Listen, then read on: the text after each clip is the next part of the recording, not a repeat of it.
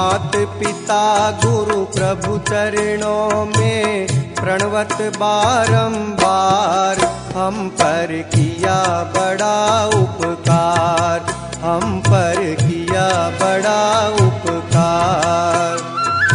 मात पिता गुरु એટલે બાપુએ એક ભજનમાં કીધું છે કે જેમ જેમ છૂટવાના ઉપાયો કરે તેમ તેમ જીવ ઘણું બંધાય।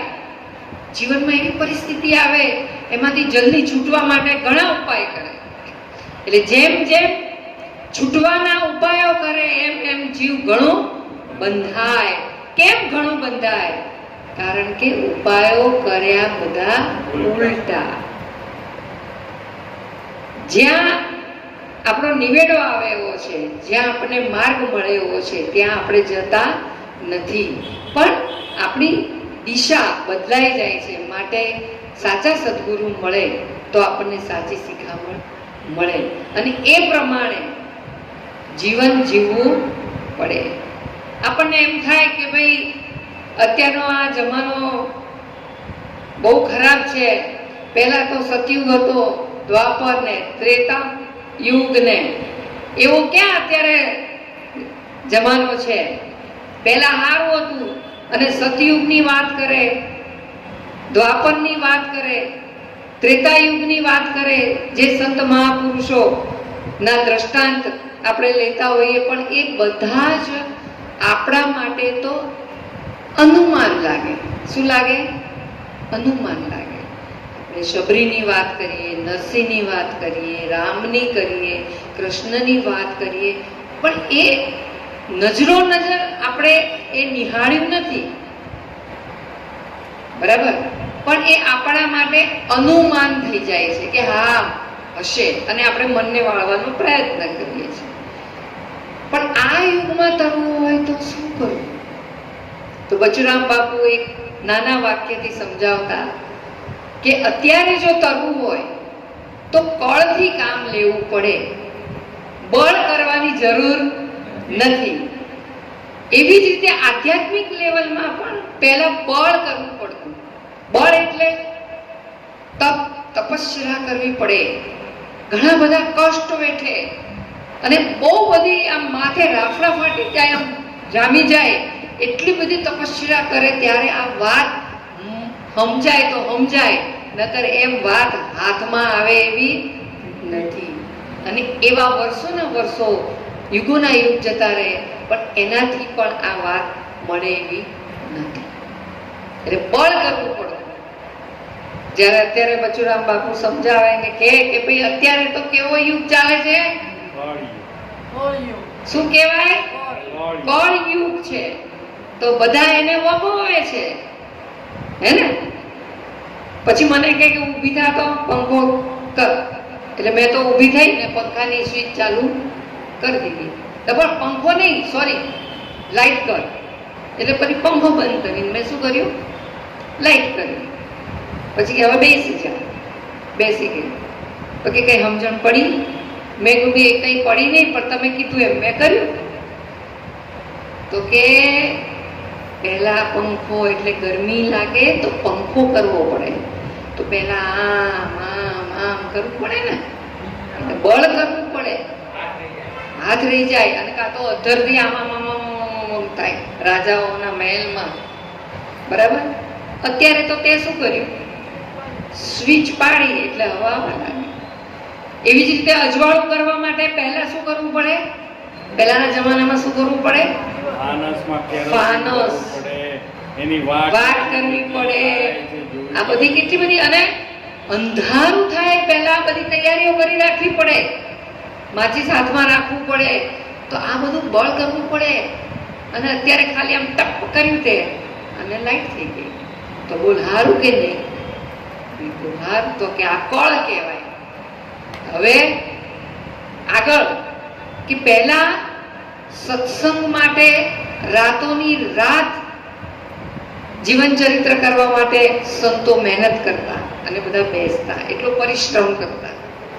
પછી ધીરે ધીરે ધીરે સમજતા, સમય જતા જતા જતા 1 વાગે 2 વાગે થવા લાગ્યું।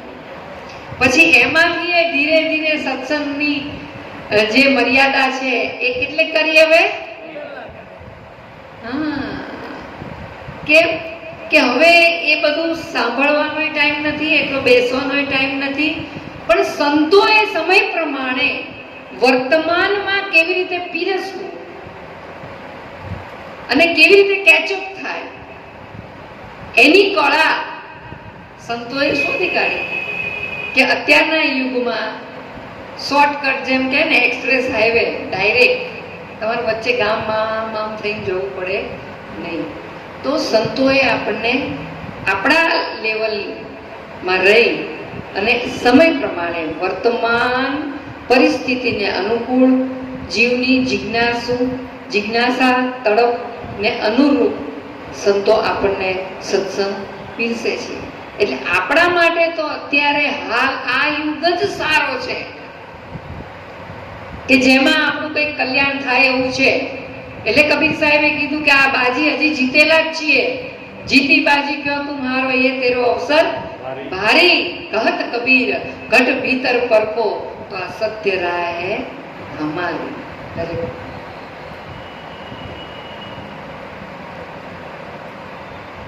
ખૂબ સુંદર વાત. કળયુગ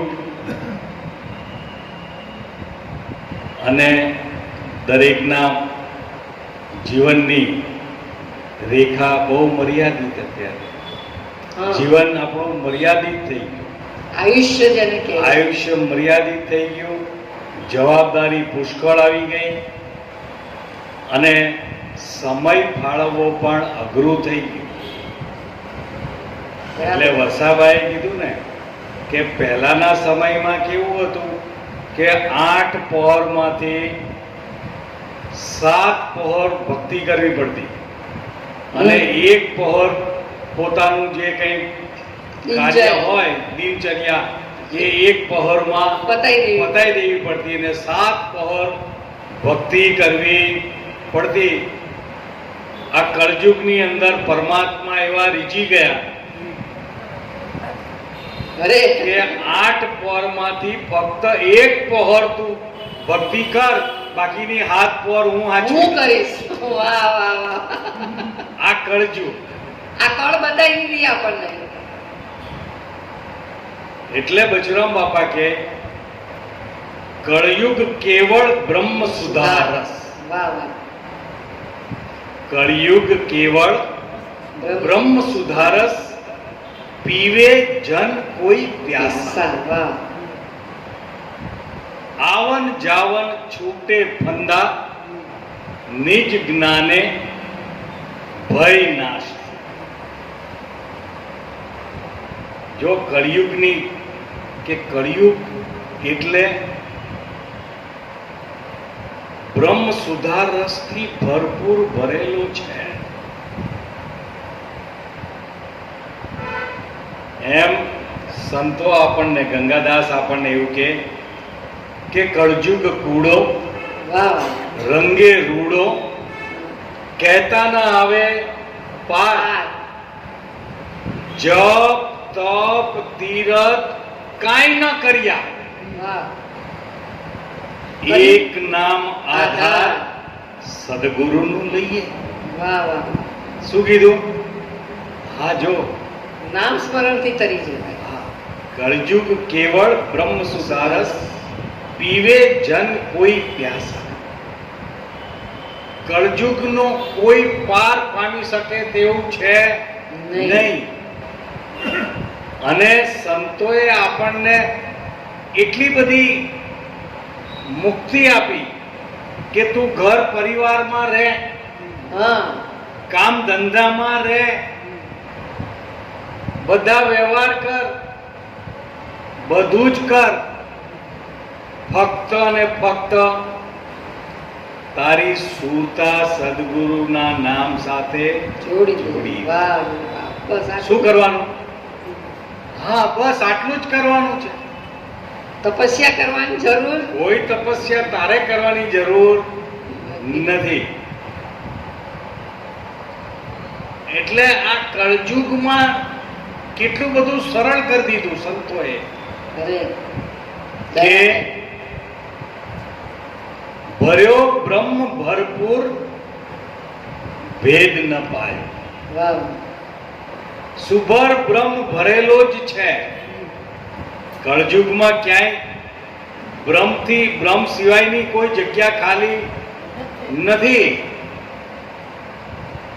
ભર્યો બ્રહ્મ ભરપૂર પણ એનો ભેદ ન પાયો.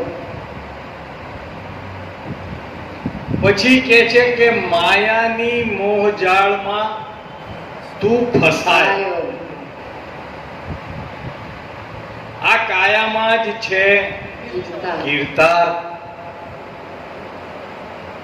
હવે આ વાત ભૂલી ગયો, આ વાત ભૂલી ગયો અને મને ઊભી કરેલી માયાજાળ, કોણ માયાજાળ ઊભી કરી? મને. આ બધી માયાજાળ ઊભી ક્યાંથી થઈ? મનથી. મને. આખો ભગત કે મને આ 14 બ્રહ્માંડ બનાયા, 14 લોક રચ્યા મન કો, તાતે મન પાવત બંધન કો. પોતે રચના કરી, પોતે અંદર ફસાયો. પછી કે મન જગત કા ધારણ હારા. આખું જગત ક્યાં પડ્યું છે? મનમાં. જેને મન નથી એને જગતે નથી. મન નથી એને હું માણસ છું એવી ખબર નથી. લો, જેનું મન નથી, કોમામાં ગયેલા માણસને તમે પૂછો તું કોણ છે, હું કે તમને? હે, એના માટે જગત જેવું કંઈ ખરું કોમામાં ગયેલા માણસ માટે? એટલે આખો ભગત કે મન જગત કા ધારણ, રાખું જગત મન ઉપર મને ધારણ કરેલું છે. અને મન મુએ નિપટે સંસારા. મન જો તમારું એના મૂળ ઘરે જતું રહે તો ત્યાં જગત જેવું છે નહીં. કે પણ એવી આપણને ખબર ક્યારે પડે કે મન એના મૂળ ઘેર ગયું છે કે નથી ગયું? જાય છે પણ આપણને ખબર પડતી નથી. જાય છે તો ખરું. 24 કલાકમાંથી કોકને 6 કલાક, કોકને 8 કલાક, કોકને 5 કલાક મન એના મૂળ ઘરે જતું રહે છે. જેને આપણે ગાઢ નિંદ્રા કહીએ છીએ, સુષુપ્તિ અવસ્થા કહીએ છીએ. ગાઢ નિંદ્રામાં આપણું મન મૂળ ઘરે જતું રહ્યું હોય છે. ત્યારે આપણને જગતની કઈ જ ખબર હોતી. આખો દિવસ ચિંતા લઈને ફરતા હોઈએ પણ ગાઢ નિંદ્રા આવી જાય પછી ચિંતા રહે ખરી? પછી ગાઢ નિંદ્રામાં ચિંતા આવે? માનો કે આખા દિવસ શરીરમાં કળતર રહ્યું હોય, આખો દિવસ શરીર તૂટતું હોય અને ગાઢ નિંદ્રા આવી ગયા પછી શરીર તૂટે ખરું? હે, ગાઢ નિંદ્રા આવી ગયા પછી ખબર પડે આપણને? નથી પડતી. તો સંતોએ આ કળયુગને એટલો બધો સરળ કીધો છે કે સતયુગમાં પ્રહલાદ રાજા હતા ત્યારે કહે છે કે એને 5 લાખને તાર્યા. પછી જેટલા થયા કે ભાઈ યુધિષ્ઠિરે 11 લાખ તાર્યા નાણે. પણ કળયુગમાં કેટલા તરી ગયા એનો કોઈ આંકડો જ નથી. કરોડો તરી ગયા, અનંત તરી ગયા. વિચાર કરજો. આપણે તો ખાલી એક કબીર સાહેબ નું જો લક્ષ્ય લઈએ તો કબીર સાહેબ ના સાનિધ્યમાં કેટલા તરી ગયા. અને આજે બી એ કબીર સાહેબ નો સાનિધ્ય લઈને આપણે આ વાતની પુષ્ટિ કરીએ, એમાં મજબૂતાઈ કરીએ છીએ તો કેટલા તર્યા હશે? આજથી 650 વર્ષ પહેલા કબીર સાહેબ થયા. આ 650 વર્ષથી આ ધારા એમને એમ ચાલુ છે.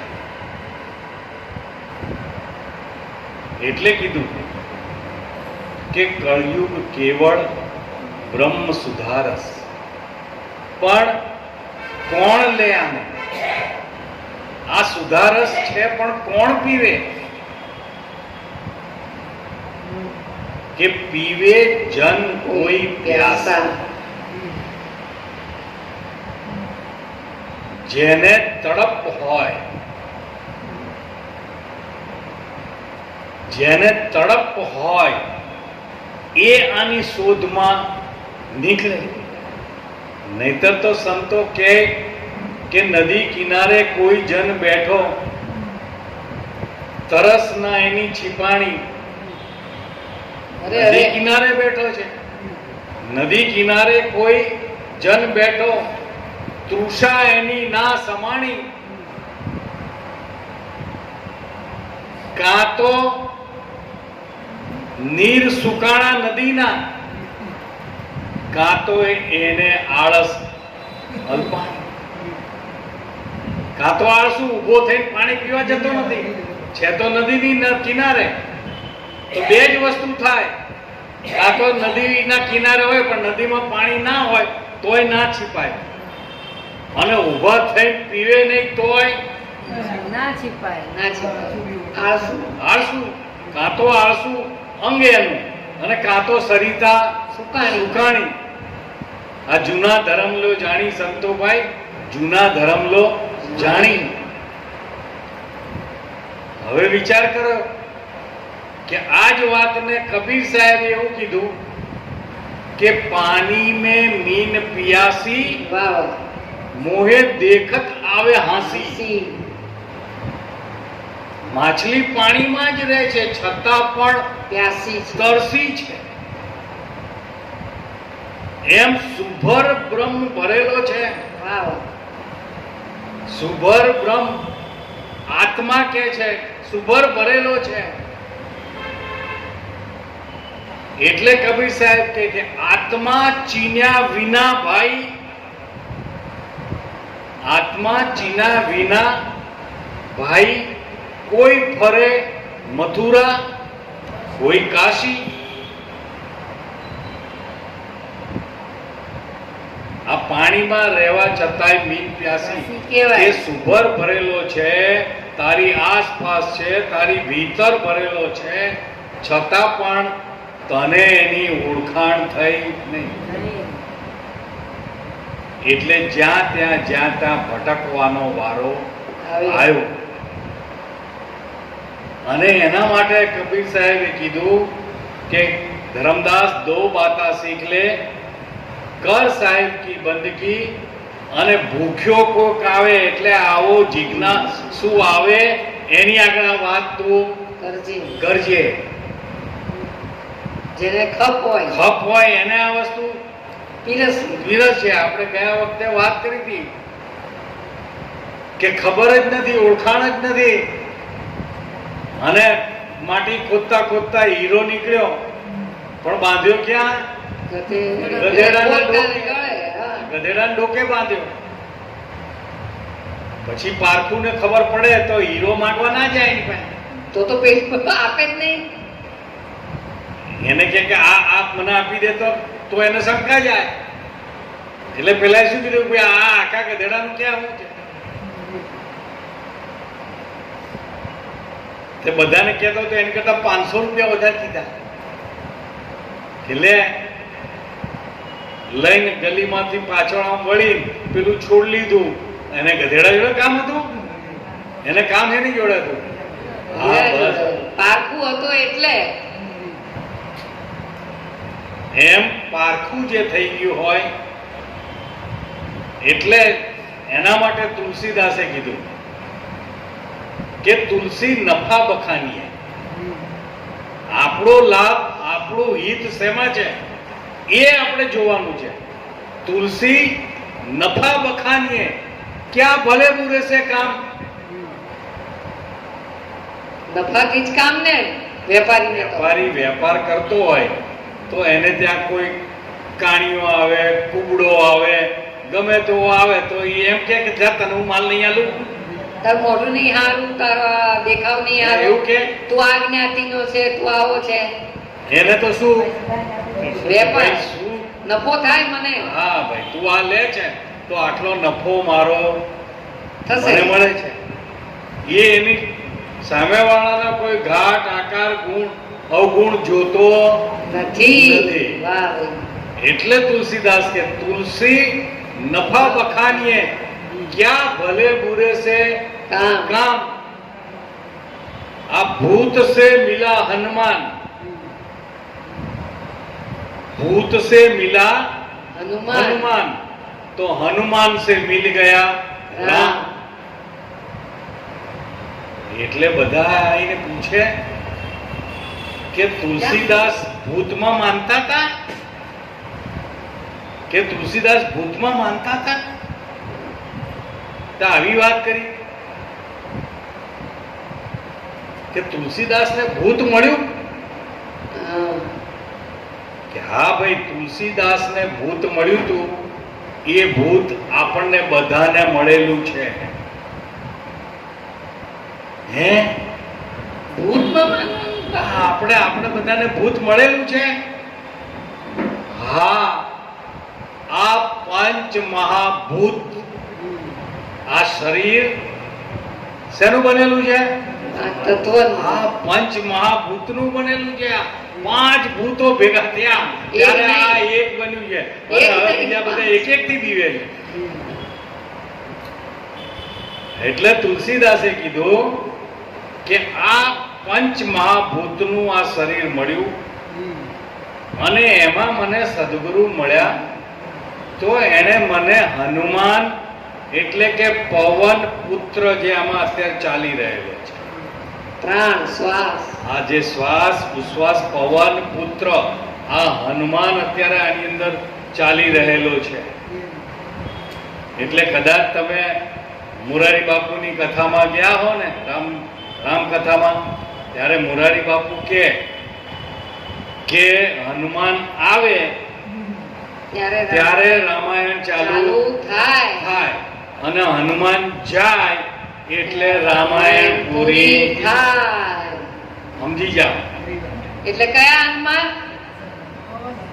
હા આ શ્વાસ આવ્યો ત્યારથી આ રામાયણ ચાલુ છે અને આ શ્વાસ ગયો એટલે રામાયણ પૂરી. હા, એમ વાત. એમ વાત છે. વાહ વાહ. એટલે આ પંચ મહાભૂતનું શરીર મળ્યું અને એમાં સદગુરુએ મને આ શ્વાસ ઉશ્વાસ ની ગતિ ગતિ સમજાય. સમજાઈ મને આ હનુમાનની ઓળખાણ. ઓળખાણ કરાવી અને જ્યારે મેં આ હનુમાનની અંદર લક્ષ આપ્યું ત્યારે મને રામ રૂપી મારા સ્વરૂપ સુધી ઓળખાણ થઈ ત્યાં સુધી થાય એવી નથી.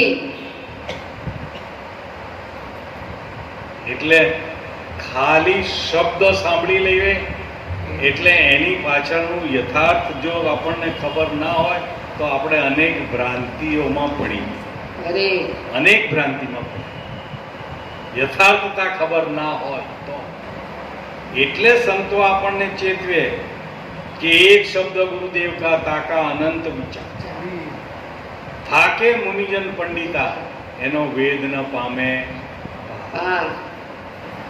આ બધાનો પાર પામી જવા માટે બચુરામ બાપાએ કીધું કે કળયુગ કેવળ બ્રહ્મ સુધારસ પીવે જન કોઈ પ્યાસા આવન જાવન છૂટે ફંદા નિજ જ્ઞાને ભય નાશ. એટલે સંતો આપણને એમ કે નામ સમોવડ કોઈ નહીં જપ તપ તીરથ યોગ નામે પાતક છૂટીએ નામે નાસે જન્મ મરણનો ઓ વાહ વાહ. આ જન્મ મરણનો રોગ પણ નામ જેણે જાણી લીધું એનો જન્મ મરણ ભેદે મટી જાય ને રોગે મટી જાય અને ભય ટળે. અને જ્યારે કીધું કે નીચ જ્ઞાને અને નીચ નામે ભય નાશ હવે વિચાર કરજો, ભય ક્યાં છે? ભય ક્યારે લાગે? ભય ક્યારે લાગે? તમે માનો કે અહીંથી મુંબઈ જવાની ટ્રેનમાં મુસાફરી કરો છો અને તમારી બેગમાં કિંમતી વસ્તુ પડેલી છે. હવે આજુબાજુ બધા કેવા છે? બીજા અજાણ્યા છે, બીજા છે, તો ચોરી થવાનો ભય ખરો. પણ તમે અહીંથી જાન લઈને જવાના છો મુંબઈ અને બધી બહેનોના ઘરેણા ભરેલા છે, પણ આખી બોગી આપણાની છે, પોતાના સંબંધીઓની ભરેલી છે આખી બોગી, તો ચિંતા જ નહીં, કારણ કે બીજા નથી, બીજો નથી, તો ભય ક્યાં છે? બીજા. હા, બીજો ત્યાં ઉભો થાય ત્યાં ભય છે. હા, એટલે જો ખબર પડી જાય કે બધામાં એકનો એક જ વિલસી રહેલો છે અને એ મારું પોતાનું સ્વરૂપ છે, તો ભય નથી. આ વિચાર કરવાની વાત કરી સંતોએ, અને સંતોએ ખૂબ સરસ આપણને સમજણ આપી કે નામ ભજન વિના નહીં નિસ્તારા, જાગ જાગ મન ક્યું સારા. શેમાં સૂતું છે મન? તો એમાંથી જગાડવાની વાત કરે છે સંતો. ક્યાં સૂઈ ગયું છે મન? અત્યારે તો આપણે બધા જાગીએ છીએ, હે? અજ્ઞાનતામાં, મોહ નિંદ્રામાં સૂતેલું છે. આંખો ભલે ખુલ્લી હોય. અલા, ધૃતરાષ્ટ્ર આંખે આંધળો નહોતો, પુત્રના મોહમાં અંધ હતો. આંખે આંધળો નહોતો, પણ પુત્રના મોહમાં એટલો બધો અંધ હતો કે એને બીજું કશું દેખાતું. હવે એને ગાંધારી એની જોડે લગ્ન કર્યા, એટલે ગાંધારી કહે કે ભાઈ તુંય પુત્રના મોહમાં અંધ છે, એટલે હુંય પુત્રના મોહમાં અંધ થઈ ગયો. એટલે એને આખે પાટા બાંધી દીધા. એવું બતાવે છે ને સિરિયલમાં બતાવે, એમાં શું બતાવે કે પેલો અંધ હતો એટલે પોતે અંધ થઈ, પણ અંધ એટલે પુત્રના મોહમાં અંધ હતો પેલો, એટલે આ પુત્રના મોહમાં અંધ થઈ. આ મોહ નિંદ્રામાં આપણે સૂતેલા છે, એમાંથી જાગવા માટે આપણને કહે છે કે નામ વિના, નામ ભજન વિના નહીં નિસ્તાર. નિસ્તાર કેમ કરવાનું કીધું?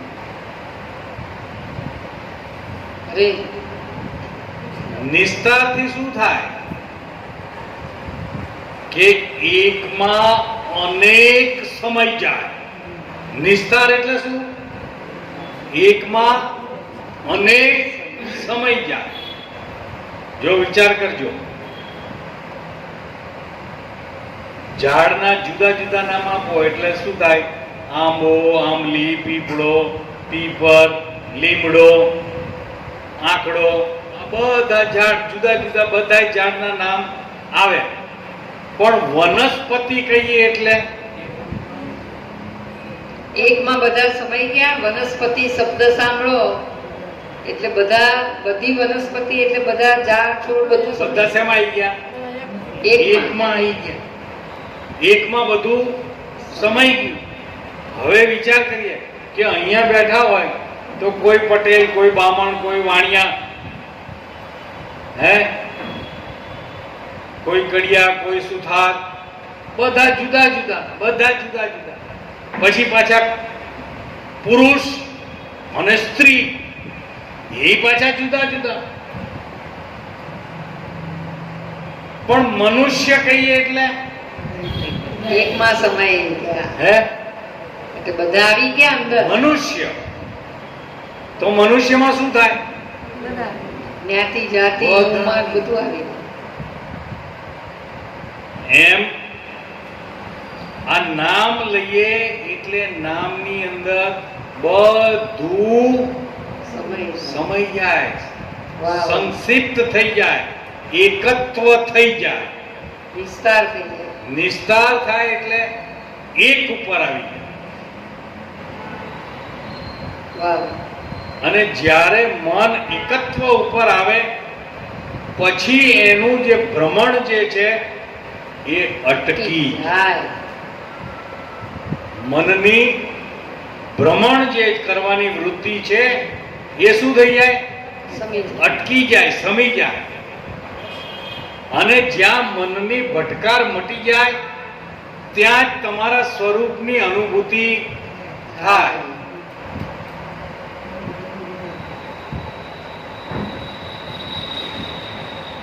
એટલે સંતોએ કીધું આપણને કે નામ ભજન વિના નહીં નિસ્તારા, જાગ જાગ મન ક્યું સોતા. આ જાગ્રત નગરીમાં ચોર નહીં લૂટે, જખ મારેગા જમ. જમદૂતા. તો આ ચોર નહીં લૂટે તો આપણામાં હું લૂંટી જવાના છે. આ ચોર આઈને શું લૂંટી જાય છે? કયા છો?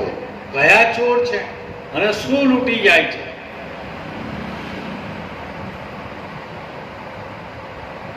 કે ધન દોલત માલ મિલકત હોય એના માટે તો તમે 12 ચોકીદાર પહેરાદાર રાખી દો એટલે એનું રક્ષણ થઈ જાય. કરે. પણ આમાંથી શું લૂંટી જાય છે?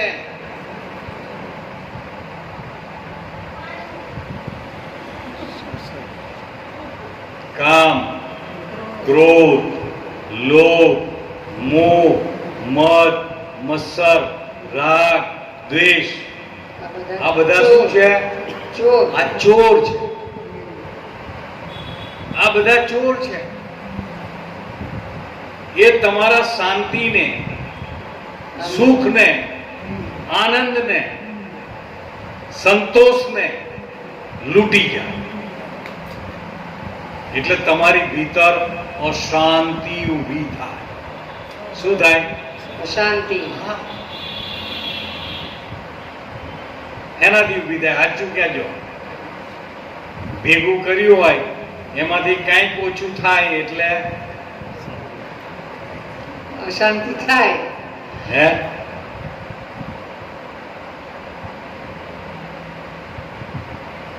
એટલે સંતો આપણને જાગૃત થવાનું કહે છે કે જાગ જાગ મન ક્યું સોતા.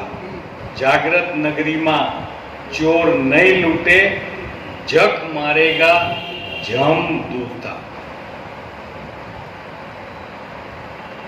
કારણ કે સોયા વો નર ગયા 84,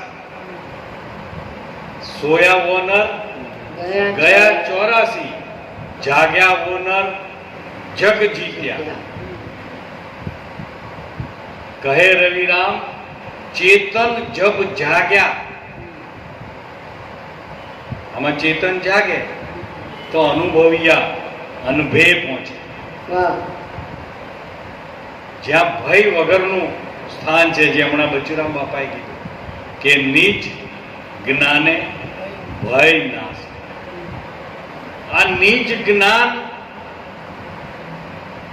અને એની જે ઓળખાણ કરાવનાર છે એની સંતોએ આપણને શાન આપી છે. શું શાન આપી? કે સોહમ. હવે આ સોહમ ખાલી શબ્દ જે સમજે છે કે સોહમ એવો શબ્દ છે, પણ સોહમ શું સંકેત કરે છે? શું સંકેત કરે છે? એને જેને જાણ્યું. બાકી તો સંતોએ કીધું કે ઓહમ સોહમ સે પારા. શું કીધું? ભારા આ ખાલી શબ્દ ગણતરી કરતા હશો તો શબ્દમાં એ આવતો નથી.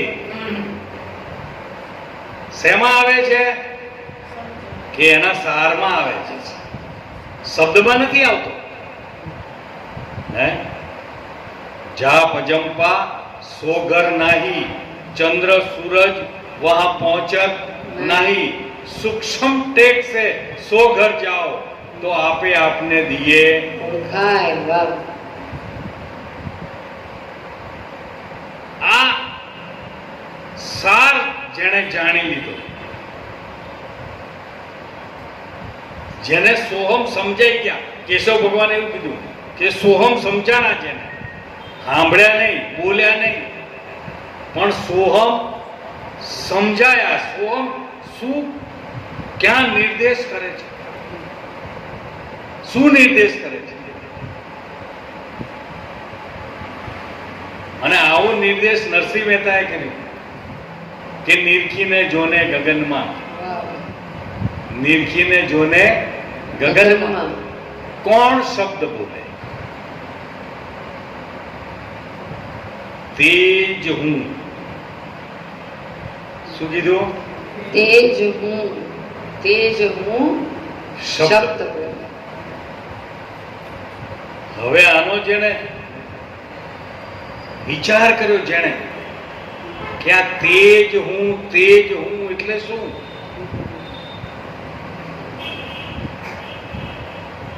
કે જેને જેને હું તે કહું છું એ હું છું. જેને જેને હું તે કહું છું એ મારું સ્વરૂપ છે,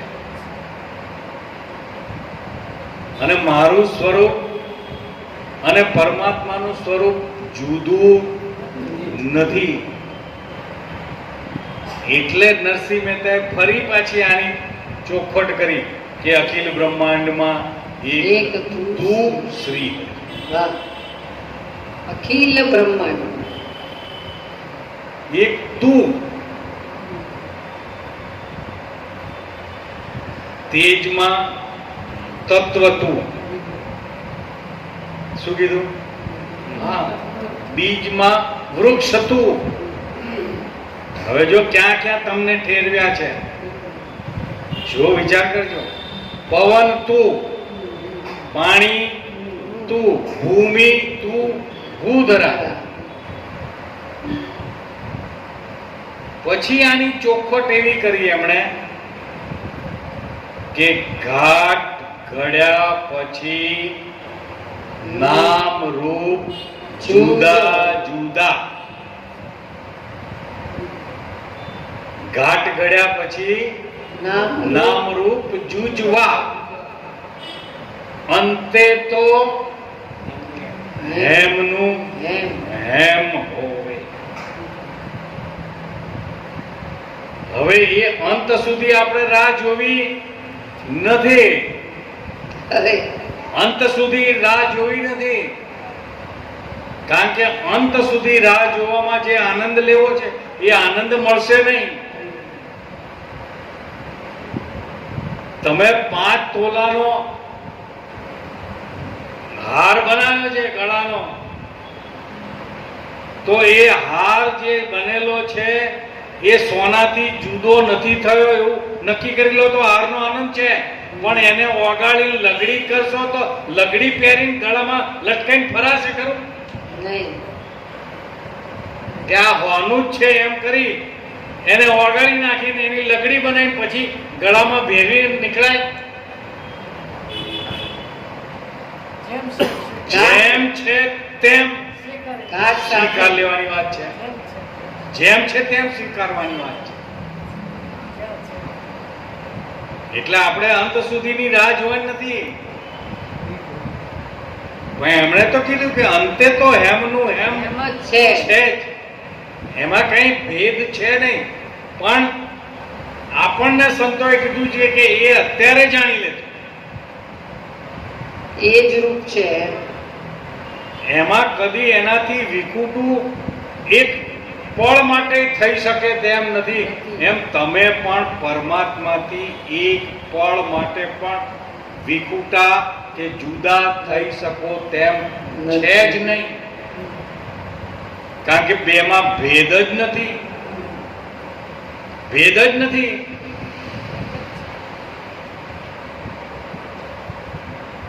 તો આ ભેદ આખા ઉભા કોણે કર્યા? સાચું બોલજો.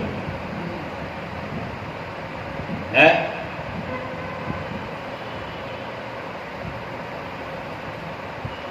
ભેદ મને ઉભા કર્યા છે. ભેદ શેનાથી થયો ઉભો? મનથી ભેદ ઉભો થયો છે. ભેદ દુહી મન હી છે, બાકી મન હી કાબા મન હી કાશી. મનમાં જ કાશી છે, મનમાં જ કાબા છે. આ ભેદ બધો શેનાથી છે? મનથી છે. આતમ જાન લિયો મુલહી સે, આયા અંધેરા તહી સે. એટલે ભેદ જે છે એ મનથી ઊભો થયો છે, અને ભેદ મટાડવા માટે મનનો જ ઉપયોગ કરવો પડે. કારણ કે હીરાથી જ હીરો કપાય, બીજા કોઈથી કપાય નહીં. એમ વર્ષાબા કે બંધન શેનાથી અનુભવાયું છે? શબ્દથી. પહેલા તો શબ્દથી બંધન અનુભવાયું છે, એટલે સદગુરુ શેનો ઉપયોગ કરે? શબ્દનો ઉપયોગ કરે.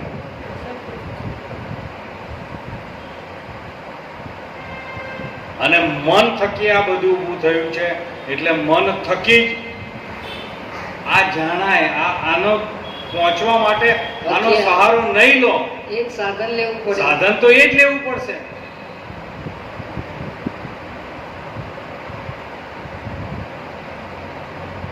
કારણ કે અહીંયા આવીને બેઠા હશો પણ સાંભળવામાં મન જ નહીં હોય તો સમજણ કેને પડશે?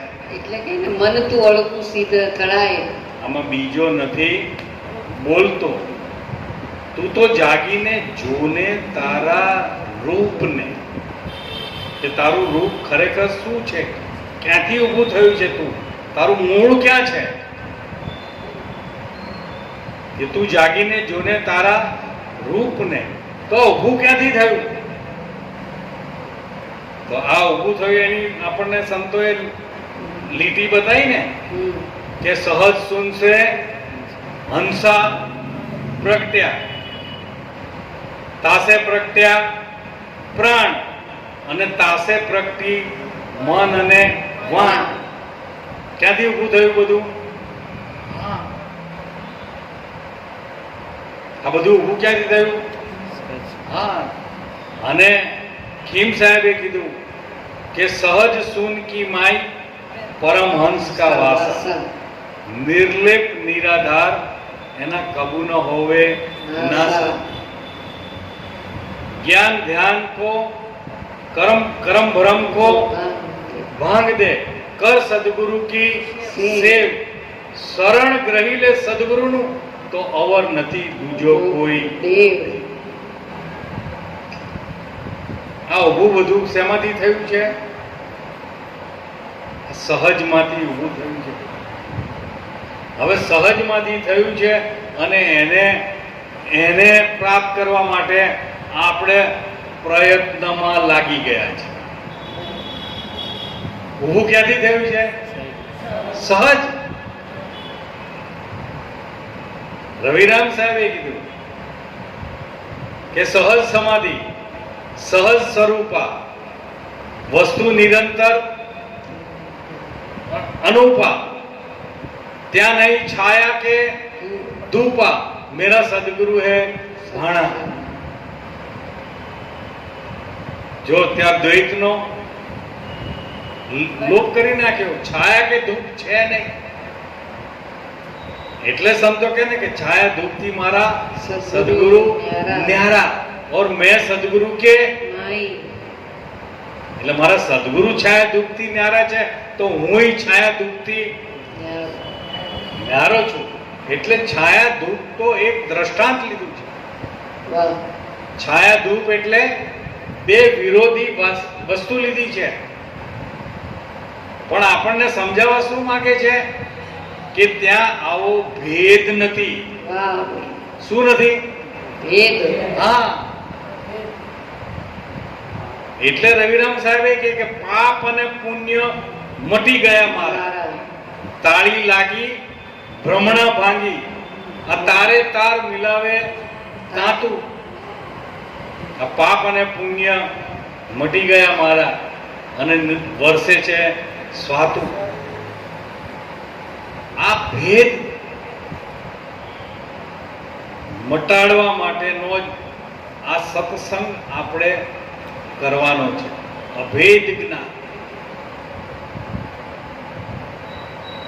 એટલે આપણે તો બચુરામ બાપા આપણને કહેવા માંગે છે કે કળિયુગ કેવળ બ્રહ્મ સુધારસ, પીવે કોઈ જન પ્યાસા, આવન જાવન છૂટે ફંદા, નિજ જ્ઞાને ભય નાશ.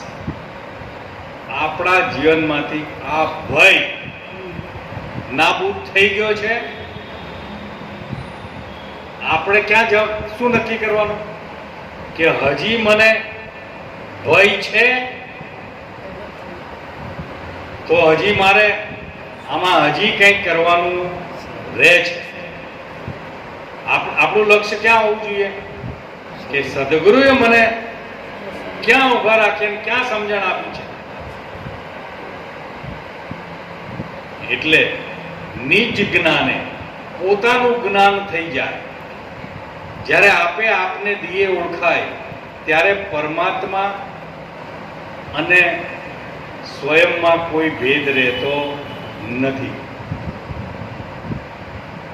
અને ત્યાં આગળ આ જન્મ કે મરણ એવોય ભેદ રહેતો નથી. એ તો ખાલી સંતોના ખાલી નામ ઉપર આ ઉભા રહો ને ત્યાં ભેદ મટી જાય. ક્યાં ભેદ મટે બોલજો?